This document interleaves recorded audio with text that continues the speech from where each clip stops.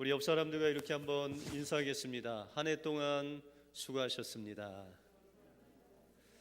네, 한 해 동안 영상 예배로, 현장 예배로, 또 코로나19로 인해서 어려운 가운데서도 여러분들 한 해를 잘 지내시느라고 수고하셨습니다.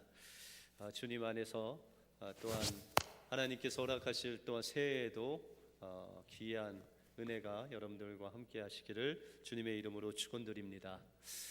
미국 매사추세츠 주에 태어난 휘틀이라는 청년이 있었습니다. 이 청년은 은행에서 근무하며 안정된 삶을 살았습니다. 그러던 어느 날 1861년에 남북 전쟁이 발발되자 그는 주저하지 않고 북군으로 이제 참전을 하게 되었습니다. 그는 곧 전투에 투입되었고 얼마 지나지 않아서 소령으로 진급을 했습니다. 그런데 불행하게도 포탄 파편에 맞아서 오른팔을 잃고 포로로 잡혀서 이제 그 부상 때문에 병원에 입원을 하게 되었습니다. 병상에 누워서 괴로워하던 그가 어머니께서 주신 성경책을 매일매일 보면서 하나님을 찾고 하나님께 기도하게 되었습니다. 그러던 어느 날 간호사가 그에게 오더니 혹시 저 죽어가는 소년 병사가 한 명 있는데 그가 그리스도를 영접하고 죽을 수 있도록 기도 한번 해주세요 라는 부탁이 들어왔습니다. 그러나 휘틀은 남을 위해서 기도해 본 적도 없고 그 마음에 주님이 계시다는 확신도 없었기 때문에 그것을 거절했습니다. 그런데 시간이 지날수록 그 소년 병사가 상태가 계속해서 위급해지고 이래서면 안 되겠다라는 생각에 하나님 앞에 무릎을 꿇고 기도했습니다. 하나님, 제가 평생 하나님 앞에 잘못한 것 회개합니다. 주님 용서하시고 제가 저 소년 병사를 위해서 기도할 수 있도록 지혜를 달라고 기도를 한 후에 그에게 찾아가서 정말 호흡이 정말 멈추려고 하는 그 위급한 상황에서 그를 위해서 정말 간절히 기도를 해 주었습니다. 기도가 끝나자 그 소년 병사는 세상을 떠났습니다. 기도를 마친 휘슬은 그 소년의 얼굴을 보았는데 고통스러운 얼굴이 아닌 평화스러운 얼굴로 죽음을 맞이한 것을 보았습니다. 이 일로 인해서 크게 그 마음이 휘슬의 그 마음에 감동을 받았고 그는 예수님을 자신의 구주로 영접하게 됩니다.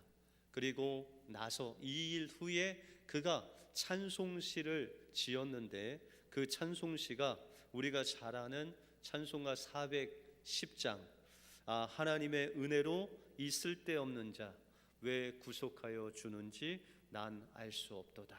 이 찬양시를 하나님 앞에 지어서 올리게 되었습니다.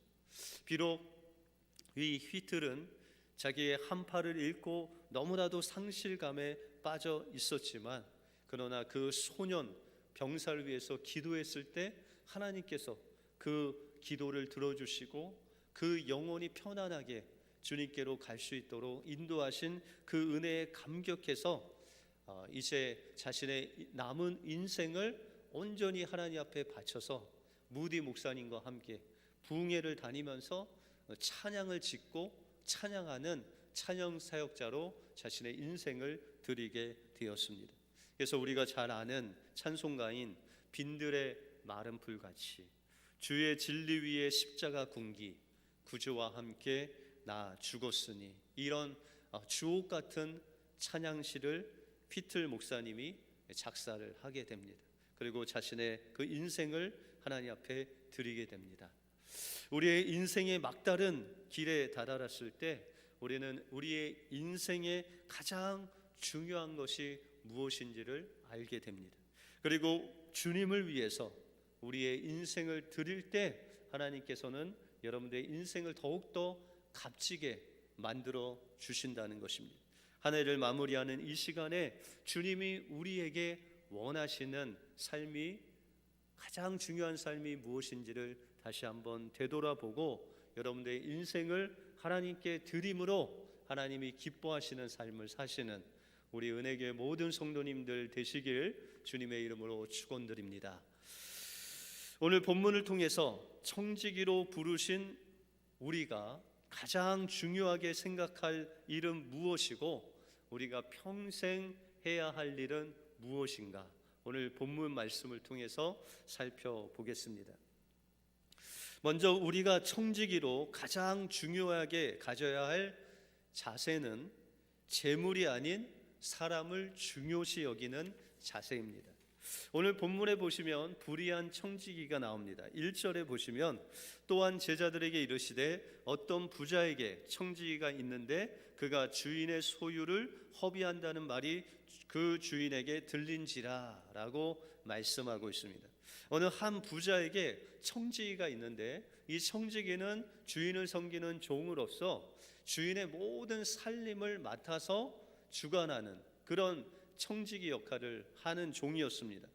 그런데 주인의 귀에 이 살림을 맡은 청지기, 종이 자기 마음대로 주인의 돈을 허비한다는 소식을 듣고 이제 그 사실을 그에게 알리고 그를 청지기에서 사직하게 하는, 해임하는 그런 일을 한다는 것입니다.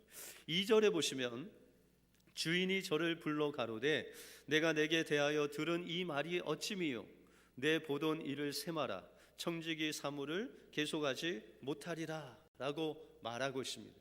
주인은 그 청지기를 불러서 지금 자신의 소유를 허비하는지 허비하지 않는지를 묻는 것이 아니라 그 사실을 컨펌하고 이제 너는 청지기 역할을 못할 것이다 라고 이제 통보를 하고 기한을 줘서 자신의 일을 정리하라 라고 말하고 있습니다. 그러면 이 불의한 청지기는 그 남아있는 그 시간에 어떤 일을 했을까요? 오늘 5절 이하에 보시면 주인에게 빚진 자를 낱낱이 불러다가 먼저 온 자에게 이르되 내가 내 주인에게 얼마나 졌느냐 말하되 기름 100마리니이다 가로되 여기 내 증서를 가지고 빨리 앉아 50이라 쓰라 라고 말했다는 것입니다. 이 청지기는 주인에게 빚진 자들을 다 불러 모았습니다. 왜요? 오늘 그 앞절에 보면 자신이 이 청지기를 그만두고 나가서 땅을 파자니 힘이 들고 또 사람들에게 구걸하자니 부끄럽기 때문에 이 지혜로운 방법으로 미래를 준비했다는 것입니다. 그래서 이 주인에게 빚진 사람들 다 불렀다는 것입니다. 그래서 당신 얼마 빚졌소? 라고 묻고 저는 1억을 빚졌습니다. 그러면 5천만 원이라고 쓰시오. 그리고 당신은 얼마 빚졌소? 저는 쌀 100가마 빚졌습니다. 그러면 80가마라고 적으시오. 이러면서 주인의 것을 자기 마음대로 탕감해 주는 그런 일을 했다는 것입니다. 여러분들 우리 또한 하나님의 것을 맡은 청지기라는 것입니다. 다시 말해서 하나님께서 우리에게 주신 이 시간, 하나님께서 주신 건강, 하나님께서 주신 이 물질, 이 모든 것들을 다 하나님 앞에서 정산할 때가 온다는 것입니다. 다시 말해서 우리 인생에는 끝이 있다는 것입니다. 그 인생의 끝날에 그냥 우리가 천국 가죠. 그런데 그 천국 가기 전에 하나님과 우리가 인생을 어떻게 살았는지 셈할 때가 있다는 것입니다. 그때 하나님께서 우리가 이 땅에서 너희가 어떻게 살았느냐를 보신다는 것입니다. 그러면 하나님은 우리의 삶 속에서 우리가 신앙생활에서 무엇을 가장 중요하게 여기실까요?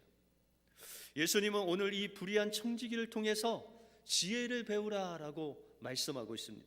여러분들 8절에 보시면 주인이 이 옳지 않는 청지기가 이를 지혜 있게 하였으므로 칭찬하였으니 이 세대의 아들들이 자기 시대에 있어서는 빛의 아들들보다 더 지혜로움이니라 라고 말씀하고 있습니다.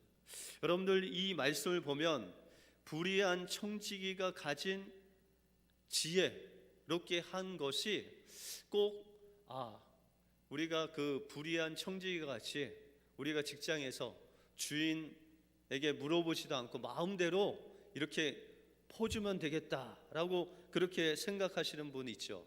그런데 하나님께서 오늘 이 말씀을 하시려고 하는 게 아니에요. 이 불의한 청지기가 지혜롭고 칭찬받을 만하다, 그것을 가르쳐 주시려고 하시는 것이 아니라, 이 불의한 청지기가 불의하지만 그러나 미래를 준비하는 데 있어서는 빛의 자녀, 우리 믿는 자들보다 더 지혜로우니 그 불의한 청지기가 가졌던 미래를 준비했던 그 지혜를 배우라 라고 말씀하고 있다는 것입니다. 그러면 이 불의한 청지기가 가졌던 지혜가 무엇냐는 것입니다. 우리가 이 지혜를 알기 위해서는 오늘 본문 앞부분에 나오는 탕자의 이야기를 우리가 봐야 됩니다. 이제 그 15장 마지막 부분에 보시면 탕자가 먹을 것이 없어서 거의 죽게 되어서 집에 돌아왔는데 아버지가 멀리 서서 그 둘째 아들을 받아줍니다. 그리고 그냥 받아주는 것이 아니라 막 기뻐하며 뛰면서 그 둘째 아들을 데리고 와서 정말 귀한 옷을 입히고 손에 가락지를 끼워주고 살찐 송아지를 잡아서 온 동네에 잔치를 베풉니다. 그런데 그것을 보고 정말 마음에 분통이 터지는 사람이 있었습니다. 그 사람이 바로 15장 마지막 부분에 보면 그 아버지의 첫째 아들이었어요. 그 첫째 아들이 자세히 보니까 저 둘째 아들이 아버지의 그 살림, 분깃을 먼저 가져다가 그것을 먼 곳에서 창기와 함께 다 그냥 허랑방탕하게 다 재산 날리고 돌아왔는데, 아버지는 저 둘째 아들을 저렇게 기쁘게 받아주실 뿐만 아니라 살찐 송아지를 잡아서 잔치까지 베풀어 주십니다. 그 첫째 아들의 마음속에 어떤 억울함이 있었냐면, 자기는 이른 새벽부터 저녁까지 그 아버지 돕는다고 그렇게 열심히 정말 최선을 다해서 일을 했는데 자기 친구들에게는 염소 새끼 한 마리 잡아 잔치 베풀어 주신 적이 없다는 거예요. 그런데 저렇게 재산을 다 날린 둘째 아들에게 왜 저렇게 후한 대접을 하시나는 거예요. 이런 내용인데 여러분들, 이 첫째 아들에게는 재물이 중요할까요? 사람이 중요할까요? 쉽게 얘기해서 돈이 중요할까요? 둘째 아들 동생이 중요할까요? 그 첫째 아들에게는 그 둘째 아들 돌아온 것보다 돈을 날린 그 돈이 더 중요했어요. 그러면 아버지에게는 돈이 중요했을까요? 그 둘째 아들이 중요했을까요? 그 모든 재산을 날린다고 해도 그 둘째 아들만 돌아온다면 그 아버지는 기뻐했다는 것입니다. 그래서 15장 32절에 보시면 그 아버지가 이야기하기를, 이 내 동생은 죽었다가 살았으며 내가 잃었다가 얻었기로 우리가 즐거워하고 기뻐하는 것이 마땅하다라고 말하고 있습니다. 이 아버지 하나님의 마음은 돈보다 이 영혼을 가장 중요시 여기는 그 하나님의 마음이 담겨져 있었다는 것입니다. 그러면 오늘 이 불의한 청지기의 지혜는 무엇입니까? 오늘 이 청지기는 자신의 그 직업을 마무리하면서 무엇을 중요시 여겼을까요? 재물을 중요시 여겼어요? 쉽게 얘기해서 돈을 중요시 여겼습니까? 사람을 중요시 여겼습니까? 예? 돈? 뭐니 해도 돈이 중요해요? 예. 이 불의한 청지기는 돈이 아닌 사람을 중요시 여겼어요. 만약에 그가 돈을 중요시 여겼다면 마지막까지 그 주인의 돈을 착복했을 텐데, 그러나 그는 그것을, 재물을 중요시 여기지 않고 마지막으로 그 사람들의 빚을 자기 임의대로 탕감해주는, 그 사람들을 중요시 여겨서 그들의 마음을 사는 지혜롭게 미래를 준비하는 일을 했다는 것입니다. 우리가 한 해를 마무리하는 이 계절에 하나님께서는 우리에게 지혜를 원하십니다. 물질보다는 사람을 중요시 여기는 지혜, 한 영혼을 천하보다 귀하게 여기는 그 하나님의 사랑의 마음을 하나님께서는 우리에게 원하신다는 것이죠. 우리가 한 해를 되돌아보면서 여러분들은 무엇을 가장 중요하게 여기면서 한 해를 사셨습니까? 그것이 하나님이 주신 소유입니까? 아니면 한 영혼, 한 생명을 중요시 여겼습니까? 우리가 한 해를 돌아보면서 하나님께서는 이제 우리에게 마지막이 있다고 말씀하시고, 그 마지막에는 어떻게 지혜롭게 이 땅에서 재물이 아닌 생명을 가장 소중히 여기며 사는 그 사람을 하나님께서 칭찬해 주실 줄 믿습니다. 이제 남은 이 한 해, 정말 한 해를 돌아보며 우리가 가진 소유보다는 하나님께서 주변에 주신 그 영혼을 사랑함으로 하나님께서 원하시는 지혜로운 청지기가 다 되시길 주님의 이름으로 축원드립니다. 그러면 우리는 어떻게 사람을 소중히 여기며 살아갈 수 있겠습니까? 다음으로 하나님의 청지기로 우리가 해야 할 일은 미래를 위하여 친구를 사귀는 것입니다. 여러분들 9절에 보시면 내가 너희에게 말하노니 불의의 재물로 친구를 사귀라. 그리하면 없어질 때에 저희가 영원한 처소로 너희를 영접하리라 라고 말씀하고 있습니다.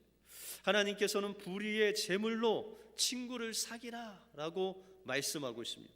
그러면 하나님께서는 여러분들이 만약 직장 생활을 하는데 그 오너의 돈을 가지고 이렇게 자기 임의대로 사랑을 베풀라라는 그런 뜻일까요? 여기서 불의의 재물이라는 것은 여러분들 모든 재물, 이 땅에 있는 모든 것들은 누구의 것이죠? 여러분들 것이에요? 네, 하나님의 것이죠. 그런데 하나님을 믿지 않는 사람들은 그 재물을 누구 것이라고 하죠? 내 것이라고 하죠. 그렇기 때문에 그들의 재물은 어떤 재물이다? 불의한 재물이다. 하나님의 것을 하나님의 것이라고 하지 않는 그 사람들의 재물은 다 불의한 재물이라.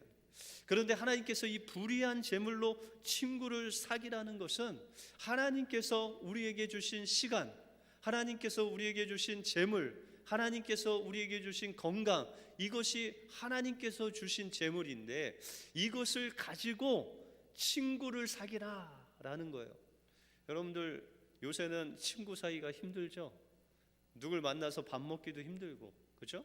그런데 이 친구를 사귀라라는 것은 그런 육신적인 친구도 있지만, 그러나 하나님께서 오늘 말씀하시는 이 친구라는 것은 바로 하나님께서 맡겨주신 그 영혼을 그리스도를 전해서 전도하게 한 영혼, 그 영혼을 바로 친구라고 말씀하고 있다는 것입니다. 그래서 하나님께서는 우리에게 주신 그 모든 것, 그 작은 것에 충성하라는 것은 하나님께서 우리에게 주신 모든 이 세상에 우리가 소유한 시간, 재물, 건강, 우리에게 있는 그 모든 것을 가지고 그 친구를 사귀라라고 말씀하십니다. 근데 그 친구를 사귈 때 9절에 보시면은 저희를 통해서 영원한 처소로 너희를 영접하리라 라고 말씀하고 있어요. 그 친구가 마지막 날 주님과 회개할 때 하나님께서 그 친구를 통해서 너희를 영원한 처소로 영접할 것이다 라고 말씀하고 있습니다. 어떻게 해요? 장차 우리가 하나님 앞에 섰는데 우리 옆에 여러분들이 전도한 사람이 있어요. 그 전도한 사람이 하나님께 이야기하는 거예요. 주님, 저 사람이 저를 전도해서 제가 예수님을 만날 수 있었습니다. 저 사람이 제 신앙생활 하는데 많은 도움을 주었습니다.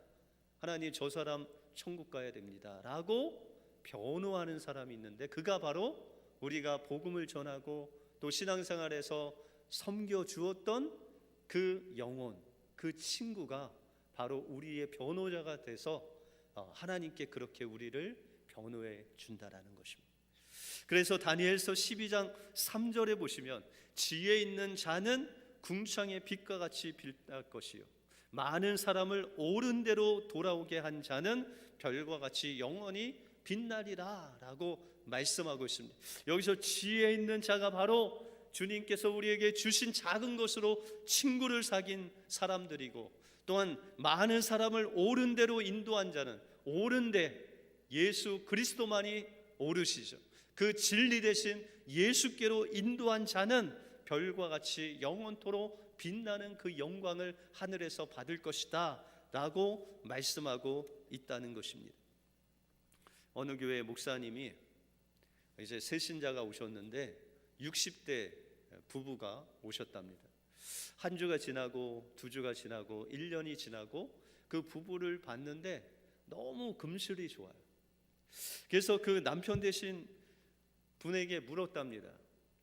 그 목사님 볼 때는 남편과 아내 판단하긴 그렇지만 외모로 보나 학력으로 보나 스펙으로 보나 이 남편이 월등하게 아내보다 좋았대요.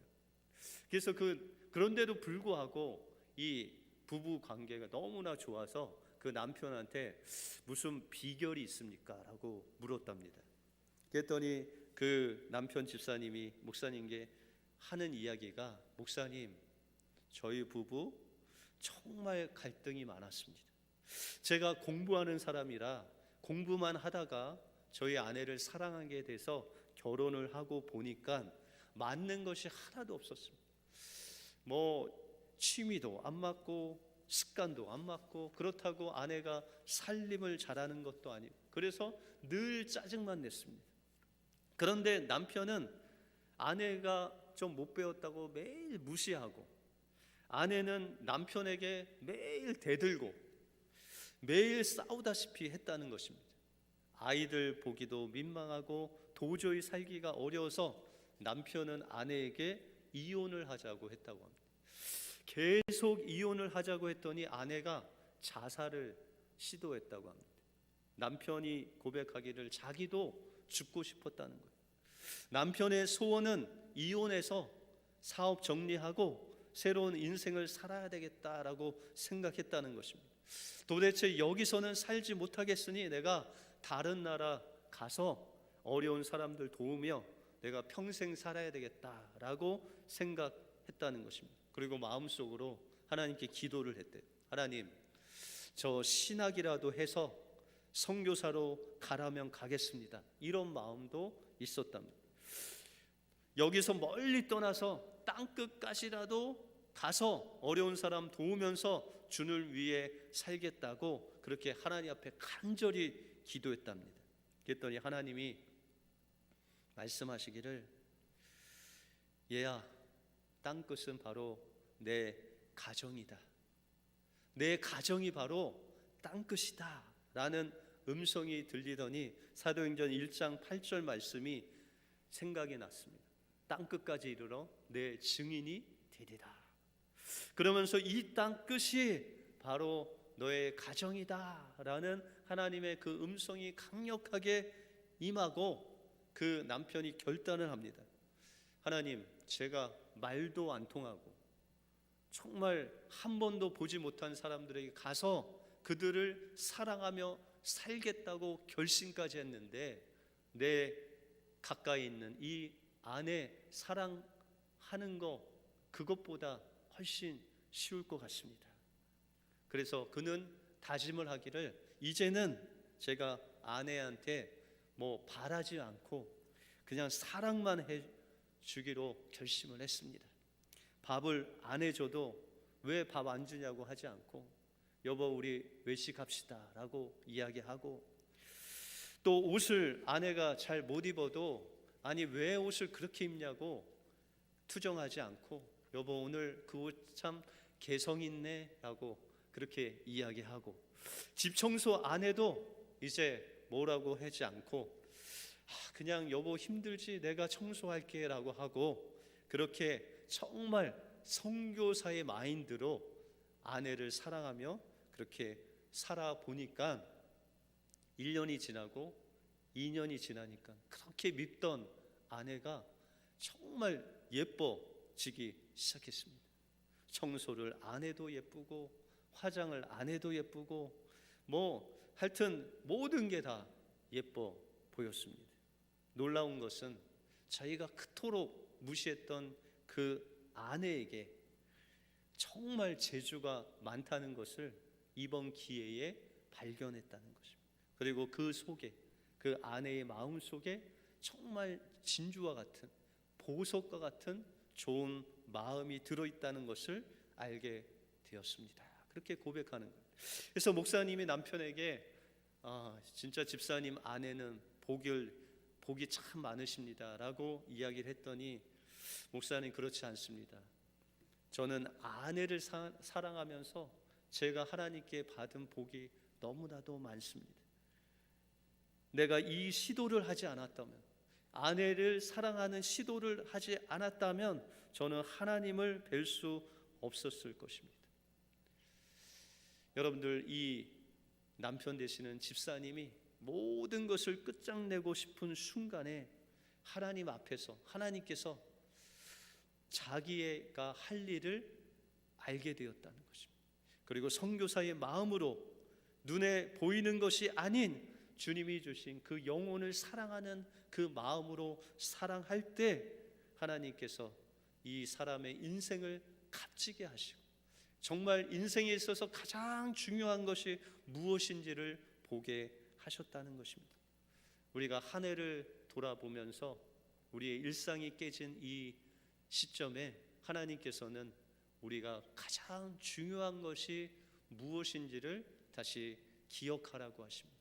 그것은 소유가 아니고 물질이 아닌 여러분들 가장 가까이 있는 한 영혼, 그 영혼이 사랑하고 용서하고 감싸주고 칭찬해야 할 대상이다라고 말씀하고 있습니다. 그래서 우리가 하나님 앞에 섰을 때 그 미래를 준비하는 지혜로운 자는 친구를 사귀는 것.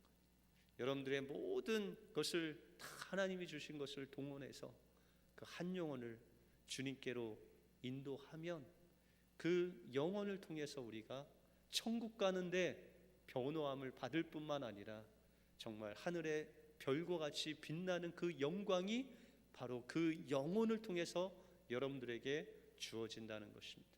이 한 해를 마무리하는 이 계절에 하나님께서 주신 작은 것 가지고 그 영혼을 사랑하고 용서하고 주님께로 인도하심으로 하나님께서 원하시는 지혜로운 청지기의 삶을 사시는 우리 은혜교회 모든 성도님들 되시길 주님의 이름으로 축원드립니다. 기도하겠습니다. 하나님 감사합니다. 올 한 해를 마무리하는 귀한 이 송령 주일 예배를 통해서 하나님 지혜로운 청지기의 삶이 무엇인가를 알려주심을 감사합니다. 우리가 한 해를 돌아보면서 여러 가지 염려도 했고 여러모로 근심은 했지만 그러나 그 모든 소유보다 중요한 것, 한 영혼이라는 것을 알게 해주심을 감사합니다. 우리가 물질보다 사람을 중요시 여기고 그 영혼을 주님께로 인도하기 위해서 하나님께서 우리에게 주신 그 작은 것을 사용하는 우리 은혜교회 모든 성도들이 되어서 주님 앞에 섰을 때 정말 하늘의 별과 같이 빛나는 귀한 지혜로운 청지기로 주님 앞에 드러나게 하여 주시옵소서. 모든 것 주님께 감사드리오며 예수 그리스도 이름으로 기도하옵나이다. 아멘.